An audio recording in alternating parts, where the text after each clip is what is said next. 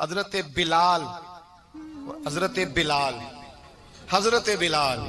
رضی اللہ تعالیٰ عنہ، حضرت بلال آئے جناب عمر سے ملنے، کیسے وہ کسرا بھی آئے تو عمر خاطر میں نہ لائے، پر بلال حبشی دروازے پہ داخل ہوئے تو فاروق اعظم نے کرسی چھوڑ دی، ہاتھ باندھ کے کونے میں کھڑے ہو گئے، کالا رنگ ہے، نام بھی لکھنا نہیں جانتے، زمانے میں تعارف کوئی نہیں، حضرت عمر نے ہاتھ باندھا ہے، لوگ کہنے لگے عمر تو کیسے ہو، کسرا سے نہیں ڈرتا، یہ کون آ رہا ہے جس کے لیے تیرا اتنا استقبال ہے؟ حضرت عمر کہنے لگے چپ کر جاؤ، اس کی بات نہ کرنا، اسے آنے دو، اسے آنے دو، اس کی بات نہ چھیڑنا۔ حضرت سیدنا بلال آئے، کہنے لگے امیر المومنین کیا کر رہے ہو؟ فرمایا نہیں چپ کر یار، بازو پکڑا، اپنی کرسی پہ بٹھایا۔ حضرت بلال کہنے لگے حضور میں غلام ہوں، مجھے تو طریقے بھی نہیں آتے ان کرسیوں پہ بیٹھنے کے، میں تو غریب ماں کا بیٹا، غلام باپ کی اولاد، سلیقہ، یہ آپ کیا کر رہے ہیں؟ تو حضرت عمر کہنے لگے بلال تھا تو غلام ہی، پر جب سے مصطفیٰ کا غلام بنا ہے تو ہمارا امام بن گیا ہے، اب تو امام ہے رسول اللہ کی امت کا۔ فرمایا وہ مجھے دن یاد ہے جب مکہ فتح ہوا تھا، بت ٹوٹ گئے تھے، بڑے بڑے سردار تھے، اور میرے نبی نے فرمایا بلال سے کہو کعبے کی چھت پہ چڑھ کے اذان دے، تو لوگوں نے کہا حضور یہ سارے جل گئے ہیں، کسی اور کی ڈیوٹی لگا دے۔ حضور نے فرمایا چپ کرو، بدر میں مار کھا کے اذان پڑے تو بلال، احد میں پتھر برسے اذان پڑے تو بلال، تپتے صحراؤں میں پڑے تو بلال، ہر جگہ مار کھائے تو بلال، اور آج اگر اللہ نے عزت دی ہے تو میں لوگوں کو دیکھ کے بلال کو عزت نہ دوں؟ میں بتانا چاہتا ہوں کہ رسول اللہ کی غلامی میں عزت ہے۔ فرمایا کوئی اوپر نہیں چڑھے گا، ابو بکر بھی نیچے، عمر بھی نیچے، عثمان و علی، طلحہ اور زبیر بھی نیچے۔ آج یہ حبشی غلام کعبے کی چھت پہ چڑھے گا اور میں دنیا کو بتاؤں گا کہ اصل عزت اسی کے پاس ہوتی ہے جو رسول اللہ کا غلام ہوا کرتا ہے۔ بھائی یاد رکھیں عزت حضور کی غلامی میں ہے، نہ یہ دیکھو میری برادری کیا کہتی ہے۔ حضرت سلمان فارسی گورنر تھے، کھانا کھا رہے تھے، دسترخوان بچھا تھا، رسول پاک صلی اللہ علیہ وسلم کا فرمان ہے روٹی کا لقمہ دسترخوان پہ گرے اٹھا کے کھا لو، اللہ تمہاری بخشش فرما دے گا۔ دسترخوان صاف ہوتا ہے، روٹی، بڑے گورنر تھے آپ، بڑے بڑے سفیر بیٹھے تھے، وزیر بیٹھے تھے، روٹی کا لقمہ گر گیا۔ آج تو لوگ فیشن میں عزت ڈھونڈتے ہیں نا، وقار ڈھونڈتے ہیں کہ میں جدید دنیا کے ساتھ مل جاؤں، میں معاذ اللہ لڑکی لڑکے اکٹھے بٹھا کے منگنی کروں تو میں ماڈرن شمار ہو جاؤں گا، میں بڑے بڑے ڈھول بجاؤں تو ماڈرن بنوں گا، میں اگر مہندی پہ سارے تماشے کر ڈالوں تو میں ماڈرن ہوں۔ دیکھو عزت کس بات میں۔ حضرت سلمان فارسی روٹی کھا رہے تھے، سفیر، وزیر، نہ جانے بڑے بڑے لوگ بیٹھے تھے، کھانا کھاتے کھاتے لقمہ گرا دسترخوان پہ، حضرت سلمان فارسی نے سمیٹا، منہ میں رکھا، پھر انگلی مار کے دسترخوان صاف کیا۔ ایک صحابی کان میں کہنے لگے سلمان کیا کر رہے ہو؟ کیا کر، آپ گورنر ہیں، سوچئے تو صحیح، یہ لوگ کیا کہیں گے دنیا دار کے مسلمانوں کو روٹی نہیں ملتی، اٹھا اٹھا کے کھا رہے۔ کان میں بات کی، کان میں۔ حضرت سلمان فارسی کان میں جواب دے سکتے تھے، کہہ سکتے تھے نہیں ایسے ہی کرنا ہے، انہوں نے کان میں بات کی، لیکن جناب سلمان فارسی اعلیٰ الاعلان بولے، کہنے لگے ان 4 5 6 دنیا داروں کے لیے میں اپنے نبی کا طریقہ چھوڑ دوں، اپنے رسول کی سنت چھوڑ دوں؟ یہ 4 5 دنیا دار دنیا کی طرف دیکھ کے میں مصطفیٰ سے منہ موڑ لوں؟ پھر جوش جذبات میں سر سے پگڑی اتار دی، رونے لگے۔ آپ فرمانے لگے میں مدینے کے بازاروں میں کھجوریں اتارتا تھا، نوکریاں کرتا تھا، یہ جو میرے سر پر عزت کے بال ہیں یہ محمد عربی کے اگائے ہوئے ہیں، رسول اللہ کے اگائے ہوئے ہیں۔ امیر المومنین حضرت جناب سیدنا عمر فاروق رضی اللہ تعالیٰ عنہ رات گھر میں تھے تو رونے لگے، بڑی دیر تک روتے رہے۔ والدہ اٹھی تو صاحبزادے سے کہنے لگی پتہ کرو تمہارے باپ کو کیا مسئلہ ہے۔ شہزادے آئے، کہنے لگے امیر المومنین والد گرامی کیا ہوا؟ تو حضرت عمر فاروق کہنے لگے بیٹا اپنی اماں کو بلاؤ۔ والدہ آ گئی، کیا بات ہے؟ کچھ طبیعت خراب ہے تو حکیم کا بندوبست کیا جائے۔ تو حضرت عمر کہنے لگے کچھ بھی نہیں، آج مسجد سے نکلا ہوں تو نبی پاک کے صحابہ میری تعریفیں کر رہے تھے۔ یہ حضرت فاروق اعظم کے وصال کے قریب کے دن ہے۔ तारीफ एक तो हजरत ये रोने की बात है कि खुश होने की? आप फरमाने लगे नहीं, सोचता हूँ बाहर तो मैं अच्छा रहा हूँ, पता नहीं घर में ही कोई ज्यादती ना हो गई हो, पता नहीं तुम्हारे साथ भी मेरे मामला ठीक थे कि नहीं। सहाबा तो तारीफ करते हैं, रो रहा हूँ तुम्हारी वजह से ही ना उलझ जाऊं, बीवी ही ना कहे मेरा हक ही अदा नहीं किया। ये लफ्ज कहते कहते पहाड़ है ये शख्स, कैसरो किसरा कांपते हैं। हजरत उमर रो पड़े, बीबी से कहने लगे मुझे अल्लाह की रजा के लिए माफ नहीं कर देती?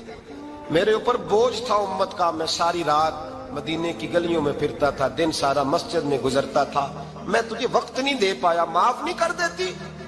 तो ज़ौजा कहने लगी नहीं उमर, मैंने भी जिंदगी में अपना कोई सुख चैन नहीं देखा, कोई चाव पूरा नहीं किया, मैं कैसे माफ कर दूं?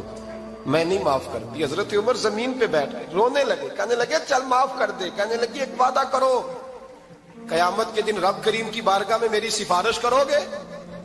अल्लाह की बारगाह में अर्ज करोगे कि अल्लाह अच्छी थी, मुझे कपड़े धो के देती थी, रोटी पका के देती थी, मेरी इज्जत की मुहाफिज थी?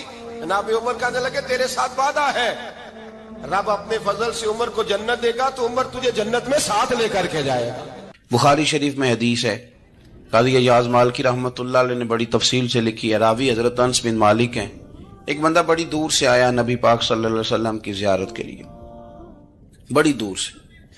अरब के जो सरदार होते थे उनके बड़े नाज नखरे होते थे, वो खैर आज भी हैं, प्रोटोकॉल का माहौल आज भी, यानी वजीर साहब के आगे दो चार गाड़ियां ना हो तो उनको मजा ही नहीं आता, पुलिस वाले आगे पीछे भागे तो हालांकि उनको नहीं पता कि जो पुलिस वाले आगे पीछे भाग रहे हैं ना, ये हुकूमत बदली तो गिरफ्तार करने भी इन्होंने ही आना है, लेकिन वो बड़ा मजा आता है जब लोग गाड़ी के पीछे भागते हैं। क्या बात है जनाब, बड़ी बात।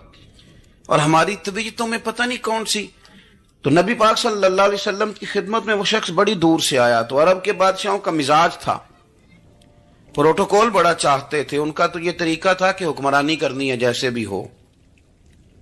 अगर किसी गुलाम ने धूप में बंधा रह गया, ऊंट और छांव में नहीं बांधा तो दुर्रे मारते थे, और अगर उसने खोल के बांध दिया तो फिर भी मारते थे, कहते थे इतना सियाना हो गया तो उन्हें पूछा ही नहीं, खुद ब खुद ही बांध दिया। वो शख्स हुजूर की बारगाह में आया और बहुत सारे लोगों के पास क्योंकि वो जाता था अपने सरबराह का पैगाम लेके, तो वो कांप रहा है जब हुजूर की बारगाह में गया, डर रहा है। अब जरा बात को समझना, नबी पाक सल्लल्लाहु अलैहि वसल्लम ने उससे फरमाया क्यों डरते हो, सादा आदमी है, देहाती है, बद्दू है। अल्लाह के रसूल ने थप की दी, क्यों क्यों डरते हो? तो कहते हुजूर मुझे आदाब नहीं आते और मुझे डर आता है, कोई बात अगर ऐसी हो गई आप मदीने की हुकूमत के सरबराह हैं तो कहीं आप नाराज ना हो जाएं। हजरत अनस बिन मालिक फरमाते हैं बात कहाँ की थी, पहुंच कहाँ गई। जब उसने ये कहा ना कि आप तो हुकूमत के सरबराह हैं, कहीं कोई गलती ना मुझसे हो जाए, तो नबी पाक की आंखों में आंसू आ गए, हुजूर रोने लगे और नबी पाक सल्लल्लाहु अलैहि वसल्लम फरमाने लगे ना भाई, तो किसी हुकूमत के सरबराह के पास नहीं आया ना, तू तो उस बेटे के पास आया है जिसकी माँ गोश्त के खुश्क टुकड़े खा के भी गुजारा कर लेगी। मैं तो एक गरीब माँ का बेटा हूं।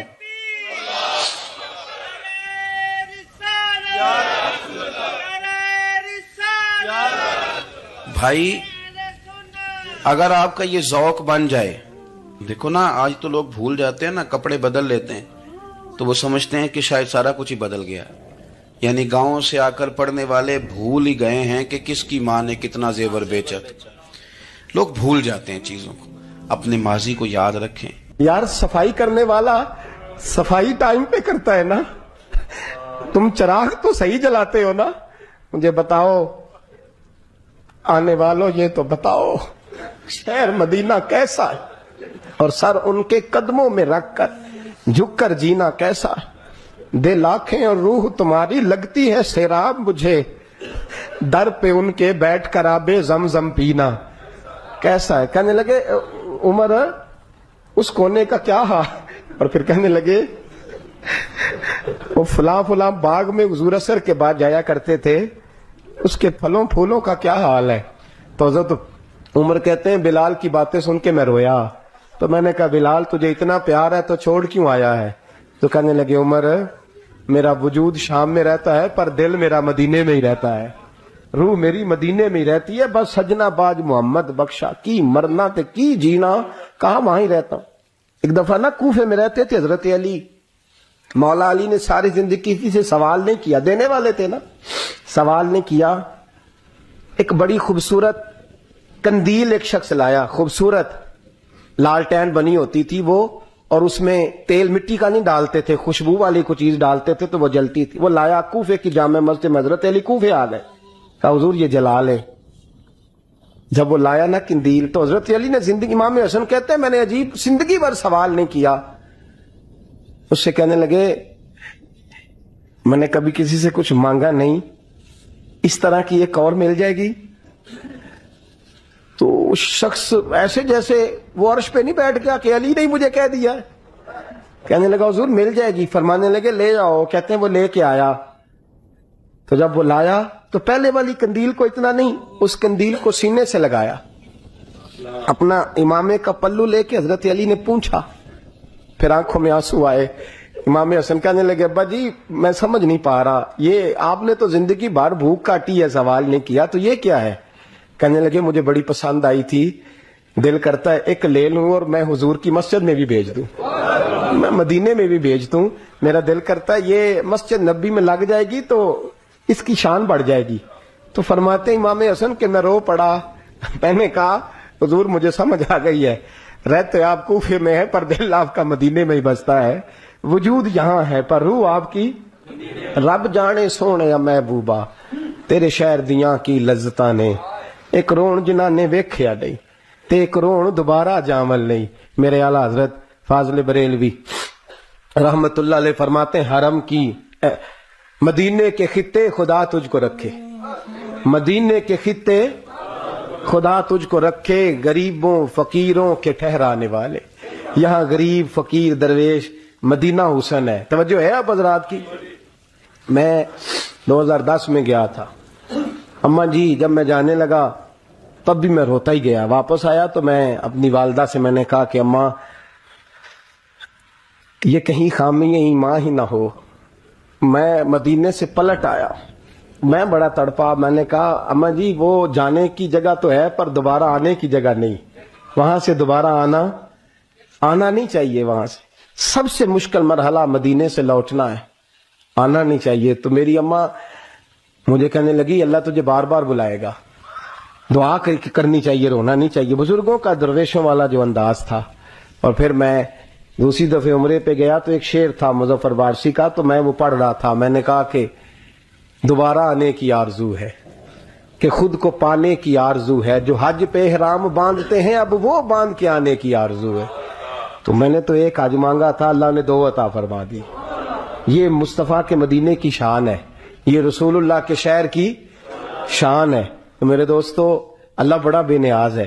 وہ میرے جیسے لوگ, میرے جیسے, سچی بات ہے, میرے جیسے لوگ اس کا, میں کبھی بھی مدینہ منورہ میں حاضر ہو کے لوگ اور باتیں سوچتے رہتے ہیں اور میں مسجد میں بیٹھا ہوتا ہوں. تو میں جب پہلی دفعہ گیا تھا تو ایک بی بی بیٹھی تھی, سادی سی عورت, رات کو, تو اپنا زبان یار من ترکی بگویم پنجابی میں وہ بات کر رہی تھی. تو وہ جملے اس کے مجھے یاد رہتے ہیں جب میں مدینے جاتا ہوں. سادی بی بی جنت البقیع کے باہر بیٹھی, تو بوڑھی اماں سادے سے کپڑے, تو شعر پڑھ رہی تھی. وہ کیا شعر تھا اس کا, کوئی وہ اس پہ شاعرانہ ردیف کافی یہ پورے نہیں اترتے. لوگ کہیں گے یہ مصرع شاید لحاظ سے ٹھیک نہیں ہے, سند کے لحاظ سے, لیکن اس کا انداز تھا نا تو تھا بڑا با کمال. وہ وہاں بیٹھی پتہ کیا کہہ رہی ہے, ویکھو نہیں ویکھو کڈے کرم کمائے سوں. لوگ کہیں گے ردیف کافی ہے کے لحاظ سے شاید ٹھیک نہیں, لیکن اس کی فکر کتنی ٹھیک ہے, سوچ کتنی ٹھیک ہے. کہتی ویکھو نہیں ویکھو کڈے کرم کمائے سوں, میرے جے گندے مندے در تے بلائے سوں. سید عالم صلی اللہ علیہ وسلم کے وصال ظاہری کے ایام قریب آئے تو حضور نے سرخ پٹی باندھی. تیز بخار ہے نبی کریم کو, 2 صحابہ سہارا دے کے مسجد میں لائے. نبی پاک علیہ السلام کو بظاہر سہارا دے کے لایا گیا. کریم رسول نے لوگوں کو جمع کیا, حضور آج کیا ہونے والا ہے, آج کیا کہا جائے گا, آج کس لیے میٹنگ بلائی ہے. نبی کریم کے کل صحابہ جب مسجد میں جمع ہوئے تو کھچا کھچ مسجد بھری ہے. وصال ظاہری سے چند یوم پہلے کی بات. نبی پاک نے فرمایا آج تمہیں کوئی جہاد کی ترغیب نہیں دینی, آج کوئی نیا پیغام نہیں دینا, آج تمہیں بتانا ہے کہ رب نے اپنے بندے کو اختیار دیا ہے, چاہے تو دنیا میں رہے, چاہے تو اس کی بارگاہ میں حاضر ہو جائے. اس عبد نے بارگاہ ربوبیت کی طرف لوٹنے کا ارادہ کر لیا ہے. حضرت صدیق اکبر رونے لگے تو صحابہ نے کہا تمہیں کیا ہوا؟ کہنے لگے سمجھ نہیں رہے، کسی کی بات نہیں کر رہے، نبی پاک تو اپنی بات فرما رہے ہیں، اس نے جانے کا ارادہ کر لیا۔ سنیے میرے بھائی، محبوب پاک نے فرمایا بھائی کسی شخص کو میری طرف سے کوئی تکلیف پہنچی ہو تو بدلہ لے سکتا ہے، بدلہ لے سکتا ہے، کسی کو تکلیف پہنچی ہو۔ صحابہ پھوٹ کے رونے لگے، محبوبہ کرم ہی کرم ہوا ہے، رحمت ہی رحمت آئی، آپ کے بارے میں گمان کرنے والا بھی دائرہ ایمان سے نکل جائے گا۔ حضور آپ کیا فرما رہے ہیں؟ فرمایا نہیں بھائی اٹھو۔ پیچھے سے جناب عکاشہ بن محصن اٹھے، ہاتھ کانپتے ہیں، آگے بڑھے، کہنے لگے یا رسول اللہ، ایک جنگ کے موقع پر آپ نے درہ مارا تھا، ننگی پیٹھ پر صفیں سیدھی کراتے، بات دل میں رہ گئی ہے، میں نے بدلہ لینا ہے۔ نبی کریم نے فرمایا بلال دوڑ کے جاؤ، فاطمہ کے گھر درہ پڑا ہے، درہ لاؤ۔ سیدنا بلال حبشی کہتے میں گیا، دستک دی، سیدہ طیبہ طاہرہ حضرت فاطمہ فرمانے لگی بلال کیسے آئے ہو؟ اماں جی وہ درہ چاہیے تھا۔ سیدہ کو تشویش ہوئی، کہنے لگے بلال نہ تو جنگ پہ جانا ہے، نہ جہاد ہے، نہ کوئی ایسا موقع ہے، حضور کی تو طبیعت مبارک بظاہر بڑی علیل ہے، درہ کیا کریں گے؟ حضرت بلال عرض کرنے لگے اماں جی ایک صحابی بدلہ لینے لگے ہیں، صاحب طبقات نے جملے لکھے ہیں، کہتے ہیں بی بی صاحبہ نے درہ بھی دیا اور امام حسن حسین کو بھی باہر نکالا۔ فرمانے لگی عکاشہ سے کہنا 100 درے مارے، ان 2 شہزادوں کے جسم پر نبی پاک کے قریب نہ جائے، میں نے 2 بچے پیدا ہی اپنے محبوب پر قربان کرنے کے لیے کیے، ان کو لے جائے۔ حضرت بلال کہتے میں 2 شہزادے لے کے آیا، اور جب دروازے میں میں لے کے پہنچا تو نبی پاک نے دیکھا تو آنکھوں میں آنسو آ گئے، فرمایا ان کو بٹھا دو، مجھے پتا ہے فاطمہ نے کیا کہہ کے بھیجا ہے۔ حضرت سیدنا بلال فرماتے ہیں درہ میں نے جناب عکاشہ کو دیا، حضرت عکاشہ درہ لے کے آگے جو بڑھے تو حضرت ابو بکر صدیق نے ان کے پیروں پہ ہاتھ رکھا، فرمایا عکاشہ میری طرف آ یار، مجھے مار درے، نبی پاک کے قریب نہ جا۔ مصطفیٰ کریم نے فرمایا ابو بکر تو ہٹ جا، اسے آنے دے۔ فرماتے ہیں میں چند قدم آگے گیا تو مولا علی شیر خدا نے میرے پیر پہ ہاتھ رکھا، کہنے لگے عکاشہ سوچ تو صحیح تو کیا کر رہا ہے؟ حضور نے فرمایا علی ہٹ جاؤ، میرا اور ان کا معاملہ ہے۔ جناب عکاشہ آگے بڑھ رہے، نبی کریم نے فرمایا میں اپنی امت کو درس دینا چاہتا ہوں، خبردار خبردار زندگی میں تمہارے ہاتھ سے زبان سے کسی کو تکلیف نہ پہنچنے پائے، خبردار یاد رکھنا وہ معاشرے بگڑ جاتے ہیں، وہ معاشرے تباہ کر دیے جاتے ہیں جہاں ظلم ہوتا ہے، جہاں زیادتی ہوتی ہے، جہاں لوگوں کو ستایا جاتا ہے۔ محبوب کریم کے قریب آئے حضرت عکاشہ کا، حضور میری پیٹھ ننگی تھی، آپ بھی ذرا کپڑا ہٹائیے۔ نبی کریم نے پیٹھ سے کپڑا ہٹایا، جناب عکاشہ نے درہ جو اٹھایا تو صحابہ کی چیخیں نکلی، حضرت عکاشہ نے درہ دور پھینکا، حضور کے بطن اطہر سے لپٹ گئے، چومنے لگے، کہنے لگے حضور وہ تو صفیں سیدھی کراتے لگ گیا تھا، آپ نے کہاں مارا تھا؟ یا رسول اللہ میں تو بہانہ بنا رہا تھا کہ جاتی دفعہ مجھے وجود چومنے کا موقع نصیب ہو جائے، مجھے یہ موقع نصیب ہو جائے۔ میرے حبیب نے فرمایا جس نے جنتی دیکھنا ہو میرے عکاشہ کی زیارت کر لے۔ بھائی ظلم کا دروازہ کھلا ہوا ہے اور لوگ بھول جاتے ہیں زیادتی کرتے ہوئے، وہ بہو سے ہی کیوں نہ کرے، وہ اپنے گھر کے بھول جاتے ہیں کہ شاید پوچھنے والا کوئی نہیں، شاید میزان نہیں لگے گا۔ ایران کے بادشاہ نے اپنے بیٹے کو پڑھانے کے لیے ایک استاد صاحب کا بندوبست کیا، استاد صاحب کو کہا کہ میرے بچے کو دین پڑھائیے، میں چاہتا ہوں کل اس نے عنان حکومت کو سنبھالنا ہے تو یہ دین سے آگاہ ہو جائے، اس کو کچھ سکھائیے پڑھائیے۔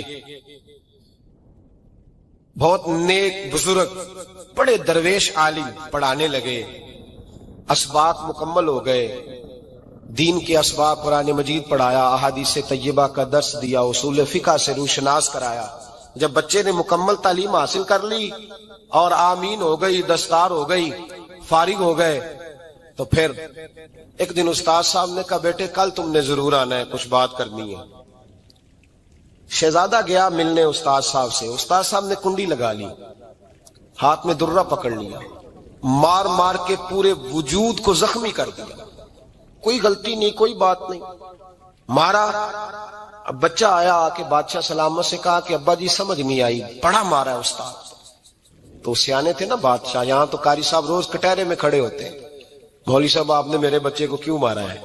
آپ 8,000 کے مولوی ہیں، میرا کئی کروڑ کا بچہ ہے، سویرے بدل لیں گے، خبردار آپ نے بچے کو ہاتھ لگایا، اپنی حیثیت میں رہے معاذ اللہ۔ جو قومیں استادوں کو کٹہروں میں کھڑا کرتی ہیں وہ ترقی نہیں کر پاتی۔ جو استادوں کو کٹہروں میں روز کھڑا کرتے. کہا ابا جی بڑا مارا ہے. تو والد بڑے سمجھدار تھے, کہنے لگے بیٹا استاد باپ ہوتا ہے, وہ زیادتی نہیں کرتا, کوئی بات ہوگی میں تیرے استاد کو کٹہرے میں نہیں بلاؤں گا. اماں سے بات کی, اماں کہنے لگی بیٹا میں تیرے باپ سے کیسے بات کروں, ڈر آتا. وقت گزر گیا, 22 سال بیت گئے, 22 سال گزر گئے. بادشاہ کا انتقال ہوا, شہزادہ تخت پہ بیٹھا. پہلا حکم یہ دیا کہ میرے استاد کو بلاؤ. پہلا حکم. استاد جی بوڑھے ہو گئے تھے, چھڑی کے اوپر ٹیک لگا کے آئے اور بھویں سفید ہو کے جھک گئی تھیں. یوں آنکھ کھول کے بڑی مشکل سے دیکھا, کہنے لگے شہزادے حکم ہو. کب میں شہزادہ نہیں, اب میں بادشاہ بن گیا ہوں. استاد جی 22 سال بیت گئے, آپ نے مارا تھا, پر وہ درد چونکہ زیادتی کی تھی, میرا قصور کوئی نہیں تھا, تو نہ میری روح سے درد گیا ہے نہ میرے جسم سے گیا ہے. میں بے اختیار تھا, پوچھ نہیں سکتا تھا, آج با اختیار ہوا ہوں. سب سے پہلے پہلا حکم آپ کو دیا, بلایا ہے, بتائے کیوں مارا تھا, کیوں مجھے مارا تھا, میری زیادتی بتائے. تو استاد, بوڑھے استاد کی آنکھیں آنسوں سے بھر گئیں. کہنے لگے بیٹے بس آج کے دن کے لیے مارا تھا, یہ جو دن آ گیا نا میری زندگی میں اس لیے مارا تھا, یہ میں چاہتا تھا میری زندگی میں وقت ہے, آج کے بس میری مراد پوری ہو گئی. کہ صاحب کس لیے, مجھے بھی سمجھائے. آپ فرمانے لگے کتنی دیر ہو گئی تجھے مار کھائے ہوئے, کتنا زمانہ بیت گیا. کہنے لگا 22 سال. فرمایا زخم بھولے تو نہیں, درد ختم تو نہیں ہوئی, تمہیں بات 1 منٹ کے لیے بھی تمہارے حافظے سے محو تو نہیں ہوئی. کہ استاد جی روز رات کو یاد آتی, روز خیال آتا تھا. استاد کہنے لگے بھائی تو بے اختیار تھا, پوچھ نہیں سکا, 22 سال تجھے یاد رہا, مجھے پتا تھا تو ایک دن حکمران بنے گا. میں نے تجھے اس لیے مارا تھا کہ بیٹے یاد رکھنا, کسی پہ ظلم نہ کرنا. اگر تجھے 22 سال تک یاد رہا ہے تو جس پر تو ظلم کرے گا اسے بھی قیامت تک یاد رہے گا. اور یہ یاد رکھنا, تو آج با اختیار ہوا تو تو نے مجھے بلا لیا ہے, قیامت کے دن غریب با اختیار ہو جائیں گے, مظلوم با اختیار ہو جائیں گے. وہ با اختیار ہوں گے للہ الواحد القہار, رب کریم کی بارگاہ کے اندر ان کا اختیار ہوگا, اکیلے اللہ کی حکمرانی ہوگی. پھر وہ بلائیں گے بڑے بڑے کج کلا, دنیا میں جن کی پگڑیاں اونچی تھیں وہ سر جھکائے کھڑے ہوں گے. دنیا میں جو ڈکٹیٹر بنتے تھے ان کی پشتیں لال ہوں گی, ان کو غدار لکھا جائے گا, قیامت تک نہیں بھولے گا.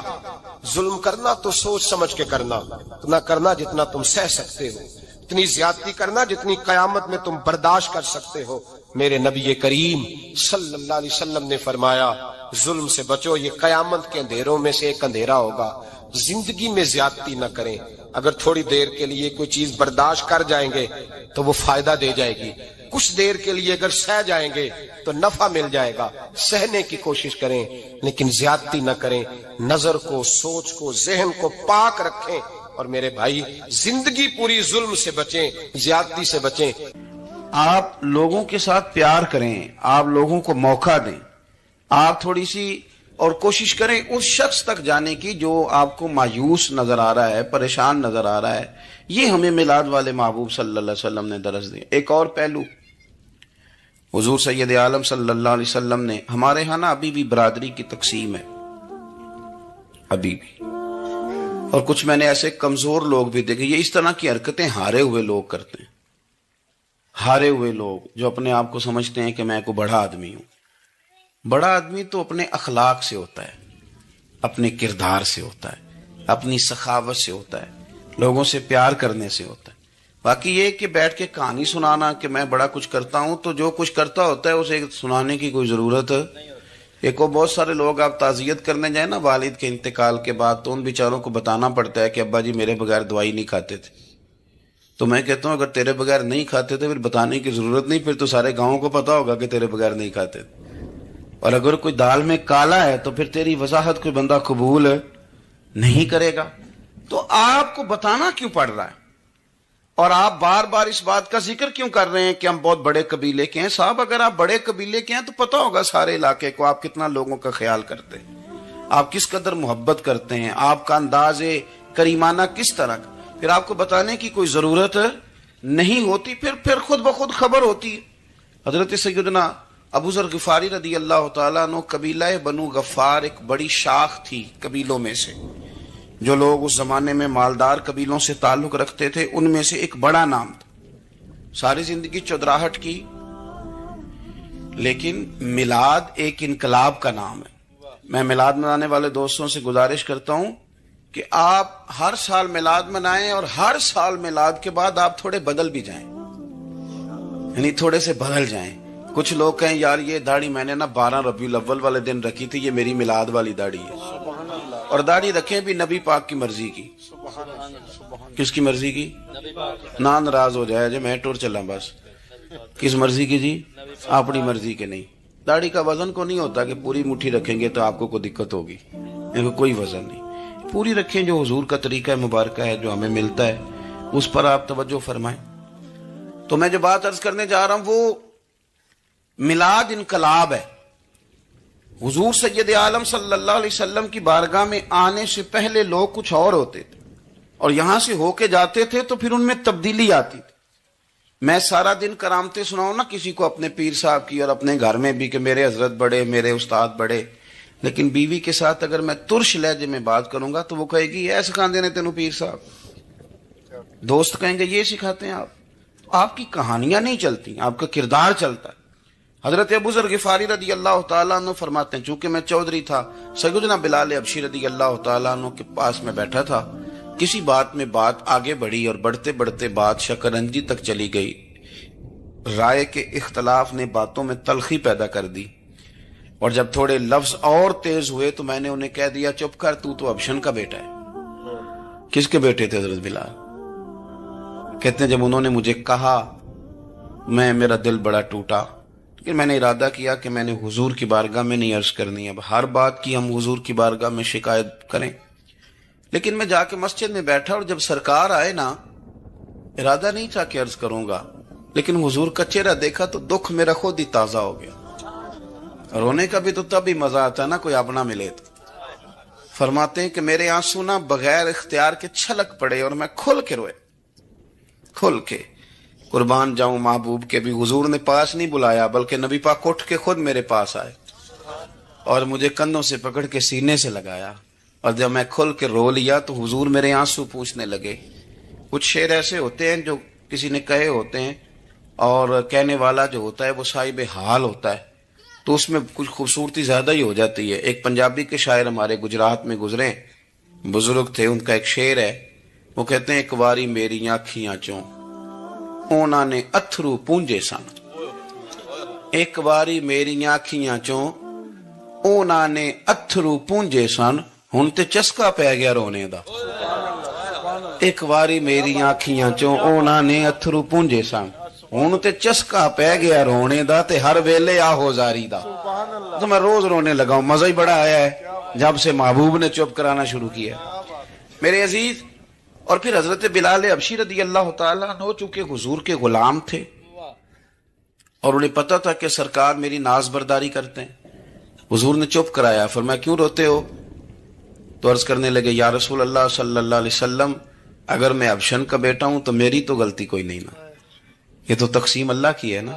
الذی خلقک فسواک فعدلک فی ای صورت ما شاء رکبک. جس طرح وہ چاہتا ہے، جس کو چاہتا ہے اس طرح کی اس کی صورت بنا دیتا ہے. تو مجھے ابشن کا بیٹا کہا جاتا ہے، میری غلطی کیا ہے؟ حضرت بلال نے بھی نہیں بتایا کس نے کہا، لیکن نبی پاک صلی اللہ علیہ وسلم نے کیا فرمایا. امام یوسف صالحی نے لکھا ہے، ذرا غور کرنا بات پر، تسلیاں لوگ اور رنگ میں بھی دیتے ہیں پر یہ تسلی بڑی انوکھی ہے. حضور فرمانے لگے بلال اگر تو ابشن کا بیٹا تو پریشان کیوں ہوتا ہے؟ کالے رنگ والی ماں کا بیٹا ہے تو پریشان کیوں ہوتا ہے اگر تیری والدہ کا رنگ کالا ہے تو؟ عرض کی حضور آپ کیا فرمانا چاہتے ہیں؟ تو سرکار فرمانے لگے میں 2 ماؤں کا بیٹا ہوں، ایک جناب آمنہ جنہوں نے مجھے پیدا کیا، اور ایک حضرت ام ایمن جنہوں نے میری پرورش کی، مجھے بڑا کیا. حضور فرمانے لگے میری ماں آمنہ کا رنگ گورا تھا اور میری ماں ام ایمن کا رنگ کالا ہے. تو فرمایا اگر تجھے کسی نے کالے رنگ والی ماں کا بیٹا کہا تو اسے کہہ دینا مدینے والے محبوب کے بھی تو ایک والدہ کا رنگ کالا ہے، تو کہہ دینا. حضرت بلال کہتے ہیں کہ وہ اس طرح کی تسلی تھی طفل تسلیاں نہیں جس طرح کی ہمیں دی جاتی، وہ اس طرح کی خوبصورت تسلی تھی کہ اس کے بعد میرا دل ایسا ٹھنڈا ہوا، پھر کسی کا تانا نہیں رہا، پھر کسی کی تکلیف نہیں رہی۔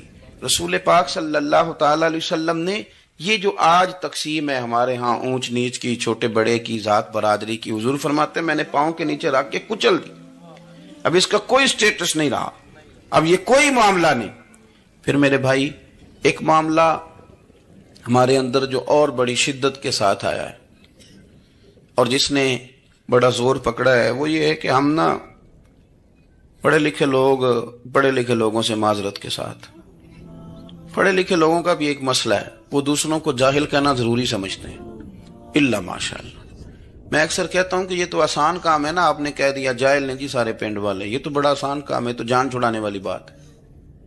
ان پڑھ ہیں جی اس قوم دا کچھ نہیں بن سکتا، بھی تو آسان کام ہے، جان چھوٹ گئی۔ میں بھی کھڑا ہوتا ہوں نماز جنازہ کی امامت کرنے کے لیے، کبھی تو کہہ دیتا ہوں کہ جناب آج لوگوں کو نماز جنازہ کی دعا نہیں آتی، تو سوچتا ہوں کہ اگر کسی نے کھڑا کر کے پوچھ لیا کہ آپ نے کتنے لوگوں کو یاد کرائی ہے، ہم نے کبھی کہا کہ آؤ بیٹھو یاد کراؤں، تو اس کا جواب کیا ہے؟ تنقید کرنا آسان کام ہے اور تعمیر کرنا یہ مشکل مرحلہ ہے۔ عزیز دوست، ہمارے ہاں نا ان پڑھ بندے کے ساتھ اور اس بندے کے ساتھ جس کی سوچیں محدود ہیں، ہمارا رویہ اتنا تلخ ہوتا ہے۔ بھائی مزہ تو تب آتا ہے نا جب آپ کو، کچھ لوگ کہتے ہیں میں اچھے کے ساتھ اچھا ہوں، تو اچھے کے ساتھ تو ساری دنیا اچھی ہوتی ہے، آپ نے اس میں کیا کمال کیا؟ ترجیح آخرت کو، اللہ کی ذات کو۔ ہماری آخرت کس طرح ٹھیک ہو سکتی ہے، آخرت میں کامیاب کس طرح ہو سکتے ہیں، آخرت میں اللہ تعالیٰ کی رضا کیسے پا سکتے ہیں، اس کو ترجیح دینی چاہیے۔ نبی پاک صلی اللہ تعالیٰ علیہ وسلم کے بہت سارے صحابہ بڑی شانوں والے، ایک صحابی کا ہم آج ذکر کرنے جا رہے ہیں جن کا نام ہے حضرت ابو ذر غفاری رضی اللہ تعالیٰ۔ ہمارے صوفیاء تصوف میں ایک جملہ بولتے ہیں کہ تیرا تو فقر ابو ذر ہے، یعنی جن کو صحیح درویش کہتے ہیں نا، صحیح درویش۔ مولا علی شیر خدا رضی اللہ تعالیٰ عنہ فرمایا کرتے دو ہی تو بندے ہیں جو رب کے رستے میں کسی شے کی پرواہ نہیں کرتے۔ حضور کون سے؟ فرمایا ابو ذر غفاری ہے اور دوسرے علی المرتضیٰ ہے۔ مولا علی فرمایا کرتے یہ نا مسلمانوں میں سے چوتھے یا پانچویں مسلمان ہیں، شروع سے ایک سلیم الطبع آدمی، کچھ لوگ طبعاً بڑے نفیس ہوتے ہیں، طبعاً اللہ کی طرف سے شروع سے ہی۔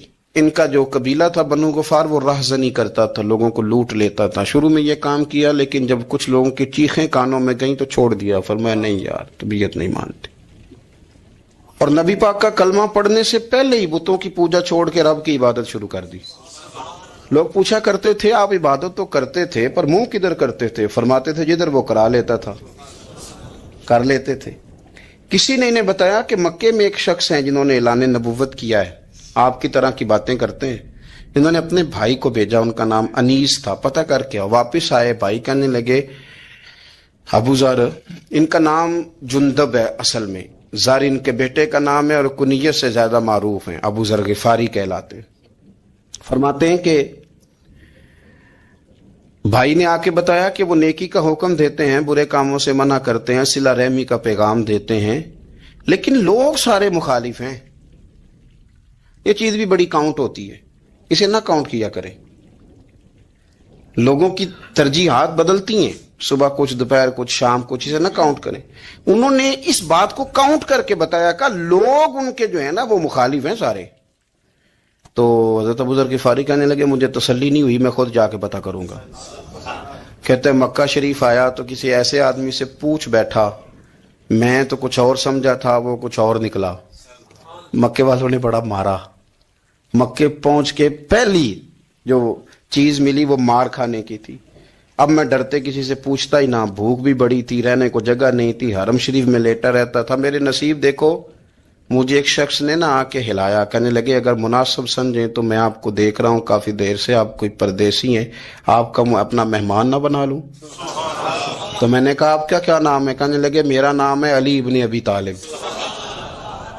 کہتے ہیں مولا کائنات گھر لے گئے، کھانا بھی کھلایا، جگہ بھی دی، سونے کو خدمت بھی کی، لیکن چونکہ میں تو پہلے ایک سے پوچھ کے مار کھا بیٹھا تھا، میں نے پوچھا نہیں میں کدھر آیا ہوں، رات رہے، اگلی رات بھی رہے، لیکن میں نے بتایا نہیں میں کس کام آیا ہوں۔